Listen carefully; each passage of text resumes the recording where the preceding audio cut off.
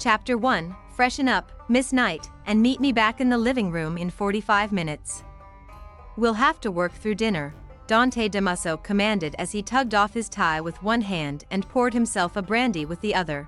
Cleopatra Knight stared at her boss with a simmering resentment that she hid behind a mask of impassivity. She was exhausted.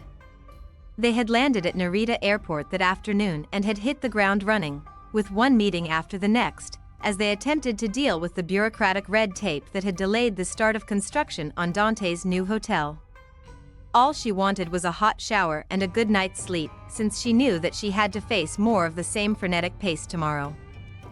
Sadly, that was not to be. The boss wasn't done working, and that meant no sleep for Cleo until he said so. "Yes, Mr. Damaso," she said demurely, keeping her voice low and emotionless. He didn't acknowledge her response, picking up a newspaper and perusing the headlines with the intense focus he gave whatever activity he happened to be engaged in at any given moment. Recognizing the dismissal, Cleo turned and headed for her room.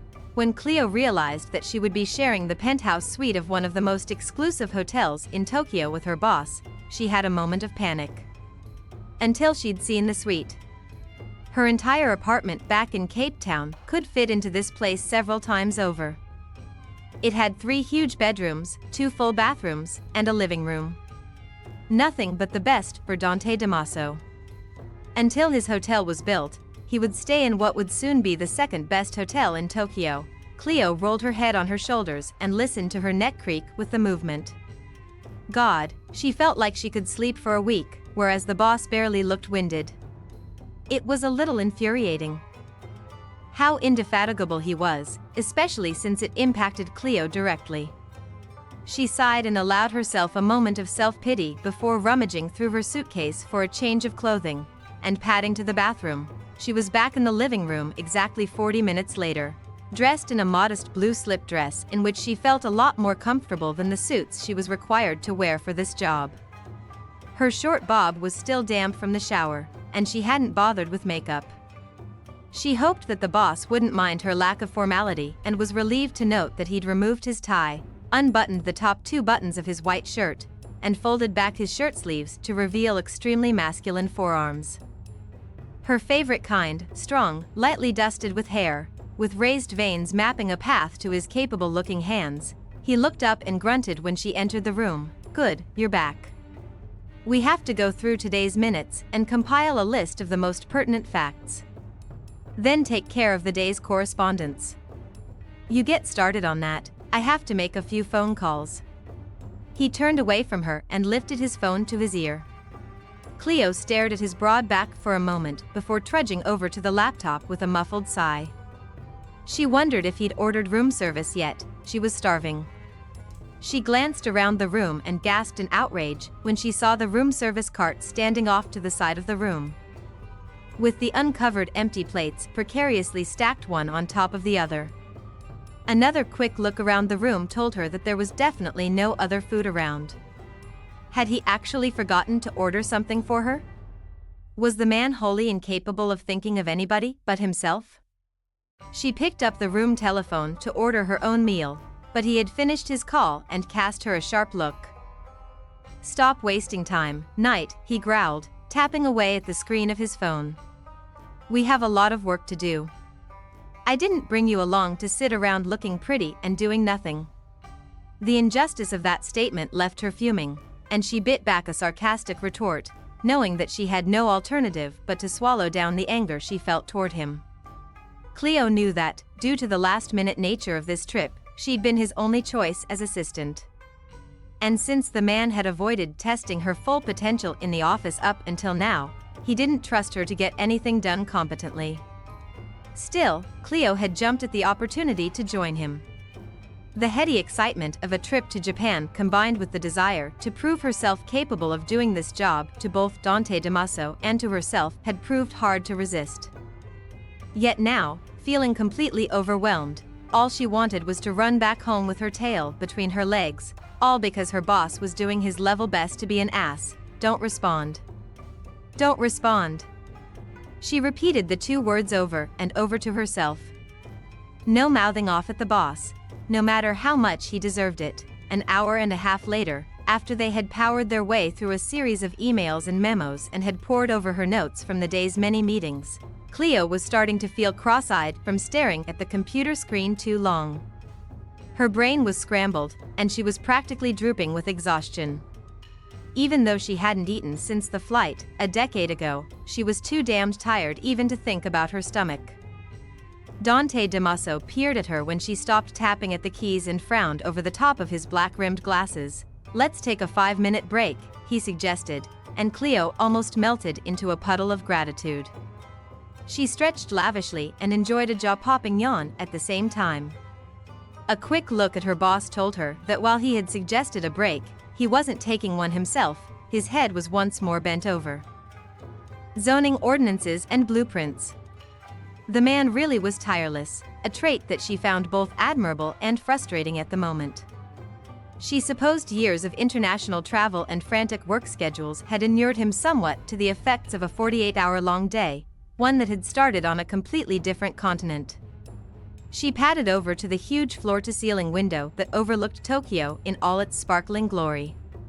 She had never seen anything remotely close to this spectacular view. The city was vast, and its lights sprawled as far as the eye could see. Despite being 40 floors removed from the heaving excitement of the city, Cleo could feel it calling to her like a seductive siren. She turned away from the allure and found herself inadvertently appreciating a spectacular view of a different kind. Big, sexy Dante Damaso, as she had never seen him before, ruffled, stubbled, and completely disheveled.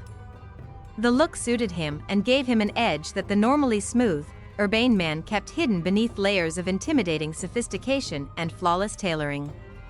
It was an image of the man she really preferred not to have in her head, because it made him seem a lot more human, more approachable, than he usually was. He looked up and happened to catch her eye, and even from across the room, she could see something spark and smolder in his gaze. It was gone in a flash. And she wondered if her tired brain had tricked her into seeing things. She wandered over to the exquisite coffee table where she had left her cell phone to charge and checked her messages. A couple from her brother, Luke, and her best friend, Cal, and one informing her that she could very well have won 500 grand already. Fantastic. She allowed herself a moment of pure whimsy. With her winnings, there'd be no further need to spend her mornings making coffee, watering Dante Damaso's precious ficus, or sending the polite equivalent of thanks for the sex.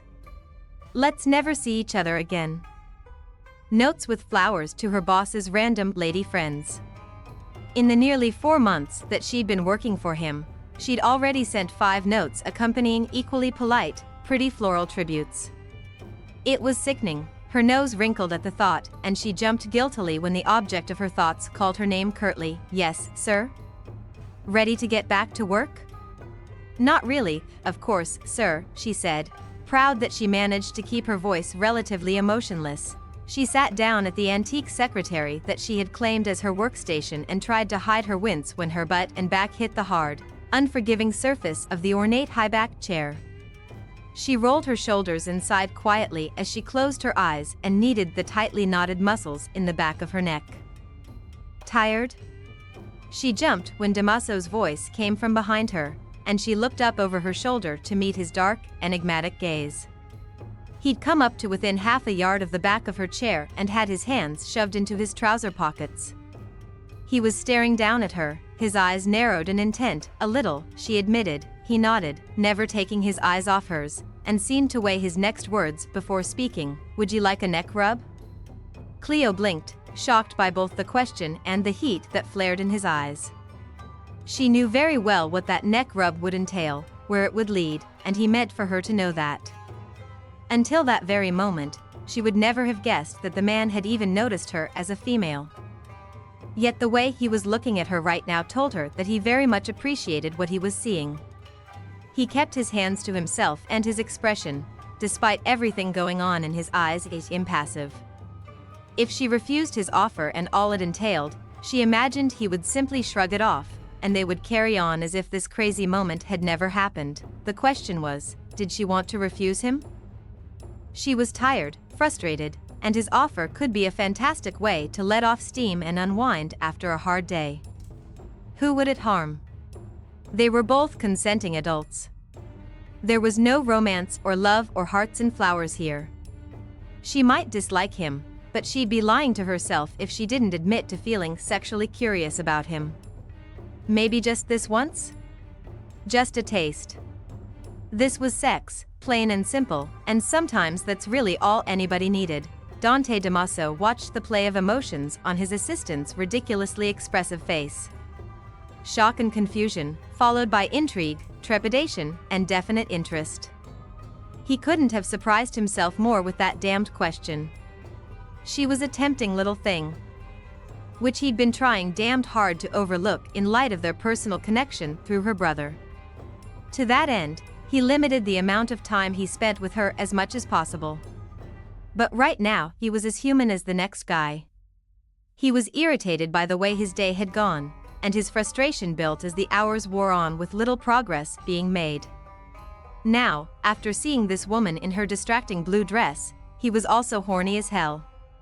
He could do something about at least one of those things, but if she wasn't interested, they'd move on.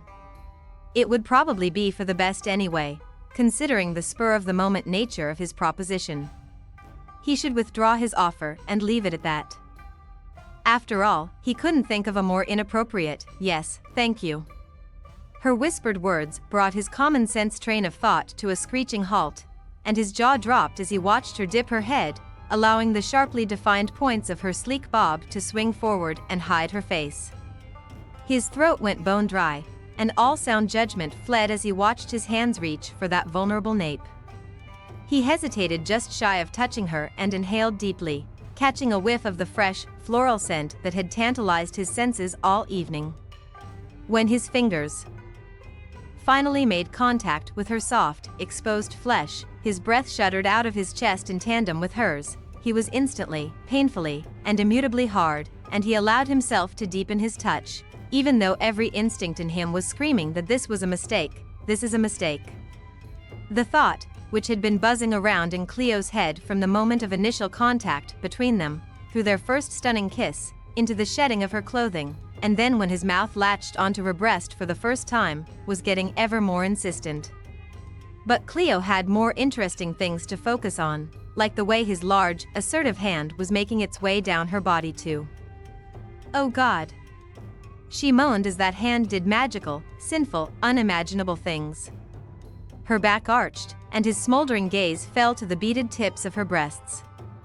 She uttered another breathless little cry when his hot mouth fixed on one hypersensitive nub. Her fingers curled into his silky hair as she tried to keep him there. "I can't." Her voice tapered off into a high-pitched whine when his supremely talented mouth left her breast only to lavish the same treatment on the other mound. She could feel his hot hardness poised at her entrance, and her hands left his hair to claw at his back and tight buttocks, trying to pull him toward her. He lifted his head to stare down at her, his eyes feverish as they pinned her with single-minded concentration. "You want me?" God, his sexy voice, roughened with desire and strain, nearly made her come right on the spot. She couldn't quite believe how much he was making her feel, how very much she wanted him inside her. She couldn't remember wanting any other man half as much as she did this one. And yet, "This is a mistake." The words had grown shrill and insistent, but Cleo pushed them away as she reached up for another one of those drugging kisses. He complied, but only for the very briefest of seconds. Her frustration reached new heights when he took himself in hand and deliberately ran his blunt, sheathed tip down her slick, sensitive channel. From the tight bundle of nerves at the apex, slowly back down to her entrance, where he came to rest for a long, aching moment. "You want this?" "Yes." He pressed forward slowly, and she hissed when she felt him breach her, so much thicker and harder than she had ever had before. "Mistake." The clamoring was incessant, but she ignored it again and arched toward him. He refused to comply, remaining still, not even breathing, giving her just that one small taste of what was to come. See? "Yes." His voice remained annoyingly steady, but the fevered gleam in his eyes told her he wasn't as indifferent as he seemed. "Yes." Damn you. She truly hated him in that moment, and a bit of venom seeped into her voice. "Yes, I want you. I crave this." I need, oh. This last as he inched forward with such slowness and care that it felt like forever before he was buried from tip to hilt. He was almost uncomfortably large, and it took her out of the moment for a brief second. Sensing her discomfort, he rested there and gave her time to adjust to his size while he lowered his head and focused his lavish attentions on her breasts again. He braced one of his hands on the bed beside her head, keeping his weight off her, and allowed his other hand to go roaming. When that hand finally dawdled its way down to where they were joined, Cleo was already arching her hips toward his. He grinned and slid his free hand under her to palm her butt and adjust her position. He sat upright, knelt between her spread thighs, and dragged her even closer. It was a seriously sexy position, sprawled flat on her back while he feasted his eyes on her uninhibited nakedness. He lifted her higher, forcing himself even deeper inside, and then, with a wicked grin, finally began to move again. Play with your breasts, he commanded, his voice sounding a little breathless. She complied, rolling the distended nipples between her thumbs and fingertips, then flicking at them. He grunted in approval and moved his hands to her hips, angling her upward while he continued his assertive thrusting. God, he is magnificent. Sweat beaded on his forehead, dampened his hair, and added a fine sheen to his bronzed skin. He kept his focus on where they were joined, watching intently as he plowed into her tightness. His brow furrowed and his chest heaved, the first real signs that he was as affected as she was. Give me your hand, he growled, and she reluctantly released one taut nipple and lifted her right hand toward him. He didn't release her hips. Instead, he leaned down, captured her middle finger in his hot mouth, and sucked it inside. After one final seductive lick, he released her finger. Touch yourself, he said, and she groaned before obediently doing as he had commanded. Good. The word was so gruff it was barely recognizable.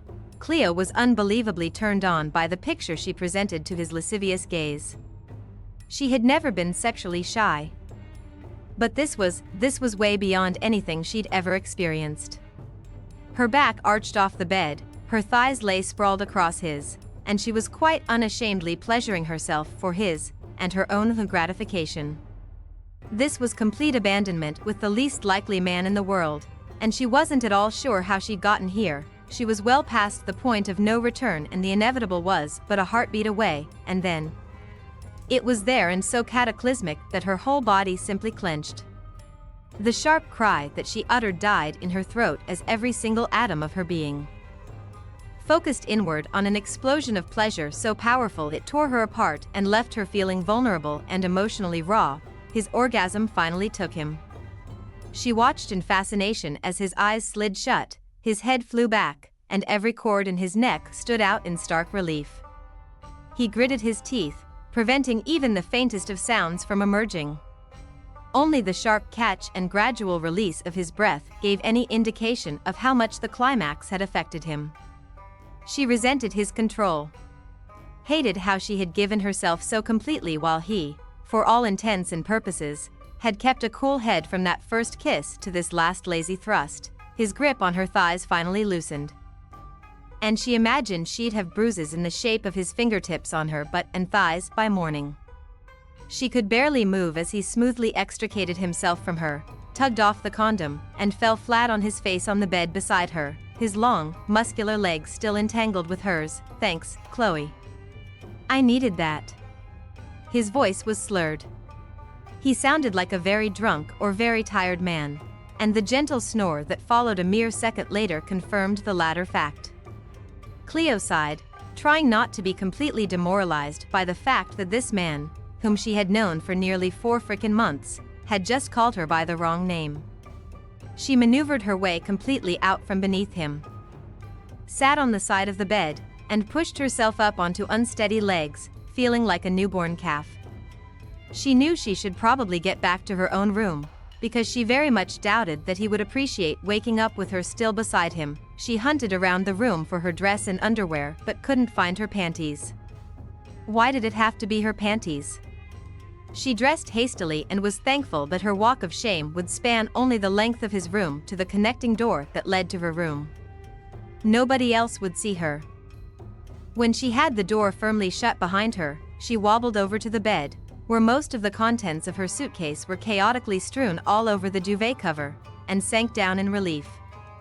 Her entire body still shook in the aftermath of the best sex, and the biggest mistake of her life. She buried her face in her hands. It's just sex, she told herself, and was embarrassed by the unsteady pitch of her voice. And by the lie. She was definitely embarrassed by the blatant lie, even if the only person she was trying to deceive was herself. That wasn't just sex. That had been the most mind-numbing, bone-melting, awe-inspiring 45 minutes of her life, and there was no getting around that. The irritating man certainly knew his way around a woman's body. Her nipples ached just thinking about it, and to be frank, everything else was still tightening and convulsing in the aftermath of the soul-shattering orgasm she'd just had. But to sleep with Dante Damaso? She shuddered in a way that had nothing to do with the micro-explosions still tingling all over her body and everything to do with the fact that she could barely stand the man. So what if he was mouth-wateringly gorgeous? He was still an obnoxious, misogynistic jerk with a smug self-assurance that rubbed her the wrong way every time he spoke. Then there was the way he practically sneered every time he said Miss Knight. Or the way he couldn't seem to look at her when he talked to her, or seemed incapable of a single please or thank you.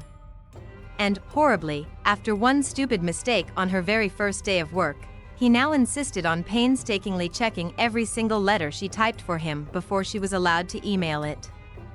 It was humiliating, and while the mistake hadn't been repeated since then, he made it absolutely clear that he did not trust her to do anything more challenging than make coffee, water the plant, and send his kiss-off notes. Of course, he didn't micromanage the rest of his staff the way he did Cleo, and she knew if he weren't one of her brother's buddies, Dante would probably have fired her within the first week. But she was damned if she'd quit, the way he obviously expected, wanted her to, and she had slept with him. She couldn't even blame alcohol, exhaustion, or temporary insanity. Hold on. Maybe she could blame temporary insanity. She must have lost her mind. Why else would she have slept with the condescending, arrogant bastard? She headed toward the en-suite bathroom, tugging off her hopelessly wrinkled dress as she went. She fumbled with the complicated bells and whistles in the shower cubicle. It's a shower, why is it so damned difficult anyway? She finally got the water going and gratefully stepped beneath the powerful spray before swearing and fumbling with the knobs and buttons to set it to a temperature less than scalding. Damn it. The words were mild but heartfelt. She didn't know if she was sophisticated enough to be cool about a one-night stand with her boss, whom she despised. She rested her forehead on the cool tiles before thumping it softly and rhythmically against the unforgiving surface. This was a disaster. She enjoyed sex, but she had never previously indulged outside at least a semi-committed relationship. This was uncharted territory for her. Where did they go from here, of all the stupid? She shook herself. She wasn't achieving anything with the self-recriminations. It had happened. Now she needed to figure out how the hell she was going to get through the rest of their time here and what she would do if she had to find a new job once they got back to Cape Town. It would suck if it came to that, because she really enjoyed the challenge of this job. Back in South Africa, Dante regularly swapped her for other executive assistants in the upper echelons of his global, multi-billion-dollar leisure industry conglomerate, and it was on those days Cleo truly liked her new job. None of the other executives